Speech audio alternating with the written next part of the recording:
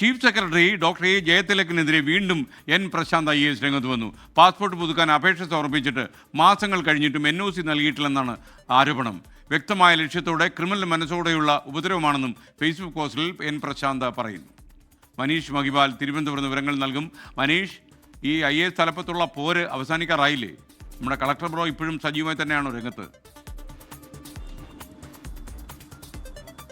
നിലവിൽ സസ്പെൻഷനുള്ള പ്രശാന്ത് ആരോപണം വീണ്ടും കടുപ്പിക്കുകയാണ്. അതായത് 7 മാസങ്ങൾക്ക് മുൻപ് ജയതിലകിനെ സംബന്ധിക്കുന്ന ചില അറ്റൻഡൻസ് വിവരങ്ങൾ സംബന്ധിച്ചുള്ള വിവരാവകാശം സമർപ്പിച്ചെങ്കിലും അത് തള്ളിയിരുന്നു. അത്തരം വിവരങ്ങൾ പങ്കുവയ്ക്കാൻ സാധിക്കില്ല എന്ന് കാണിച്ചുകൊണ്ടാണ് സർക്കാർ തള്ളിയത്. ഇന്നലെ വന്നൊരു വാർത്ത, ജയതിലകിനെ സംബന്ധിക്കുന്ന ഹാജർ നിലയെ സംബന്ധിച്ചുള്ള വിവരങ്ങൾ പങ്കുവയ്ക്കാനാകില്ല, അത് വിവരാവകാശ രേഖയിൽ ഉൾപ്പെടില്ല എന്നൊരു നിലപാട് സർക്കാർ സ്വീകരിച്ചു. അത്തരം വാർത്തകൾ വന്നതിന് പിന്നാലെയാണ് തനിക്കുണ്ടായ ഒരു അനുഭവത്തെപ്പറ്റി സൂചിപ്പിച്ചുകൊണ്ട് ഫേസ്ബുക്ക് പോസ്റ്റ് എൻ പ്രശാന്ത് ഇടുന്നത്. അതായത് അതിനകത്ത് പറയുന്ന കാര്യം, കൊളംബോയിൽ തനിക്കൊരു സ്കൂൾ ഗെറ്റ് ടുഗദർ ഉണ്ടായിരുന്നു. അതിന് ഒരു 30 സെക്കൻഡ്, ഒരു 15 സെക്കൻഡോ 30 സെക്കൻഡോ മാത്രം ഒരു ഫോട്ടോയുടെ താഴെ ഒപ്പിട്ടാൽ മാത്രം മതി എന്ന ഒരു ഔദ്യോഗിക നടപടിക്ക് പക്ഷേ അത് തൻ്റെ ആ NOCയുടെ നടപടി പിടിച്ചു വെച്ചു. അത് കാരണം തനിക്ക് കൊളംബോ യാത്രയ്ക്ക് പോകാൻ സാധിച്ചില്ല.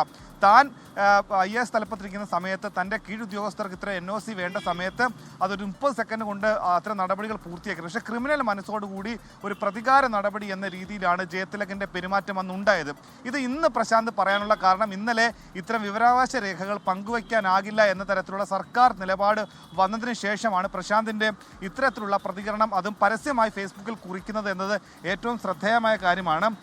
അതിൽ പറയുന്ന പ്രധാനപ്പെട്ട ചില കാര്യങ്ങൾ, അതായത് മുൻ ചീഫ് സെക്രട്ടറി പത്രക്കാരോട് പറഞ്ഞത് ഷോക്കോസിന് മറുപടി നൽകിയില്ല എന്നാണ്. പക്ഷേ ഇവിടെ പല കാര്യങ്ങൾക്കും മറുപടി പറയുന്നില്ല, അതടക്കമുള്ള വലിയ വിമർശനമുണ്ട്. ഏതാണെങ്കിലും IAS തലപ്പത്തെ പോര് കുറയുന്നില്ല, അത് കൂടുതൽ മുറുകുകയാണ് എന്നാണ് ഇത്തരം പ്രതികരണം.